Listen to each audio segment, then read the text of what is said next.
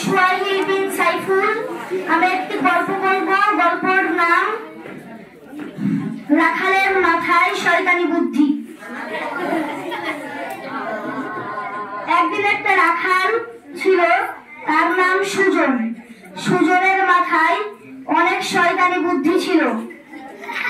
একদিন ওর চোখ পড়ে জঙ্গলের ভিতরে অনেকগুলা বাঘ ছিল।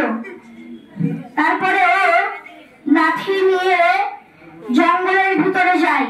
জঙ্গলের ভিতরে গিয়ে দেখে বাঘগুলা শুয়ে আছে। তারপরে ও লাঠি নিয়ে বাঘদের এমন পিটায় বাঘরা সেই দিন কেঁদে কেঁদে মরে। তারপরে এরকম কয়েকদিন চলতে থাকে। বাঘরা একদিন সবাই গোল হয়ে মিটিং করে। রাজা বাঘ বলে বিয়াদবটার একটা শায়েস্তা দিতে হবে। ডাক্তার সবাই ফাঁদ পাতো।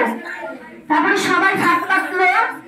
তারপরে সেই দিন সুজন আর ওর দুই বন্ধু আসলো। এক বন্ধুর নাম ছিল রাজু, আর এক বন্ধুর নাম ছিল পিন্টু। পিন্টু আর রাজু আর সুজন এরা তিনজন জঙ্গলের ভিতরে যায়। দেখে কোনো বাঘ নেই, সব হাওয়া। তারপরে ওরা পিছনে দেখে কয়েকটা বাঘ দৌড়ায় আসছে।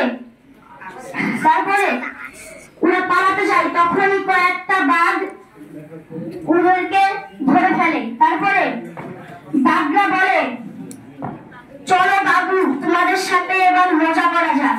আর ওদের টেনে টেনে আখ ক্ষেতের ভিতরে নিয়ে যায়। আসসালামু আলাইকুম ওয়া রাহমাতুল্লাহি ওয়া বারাকাতুহু।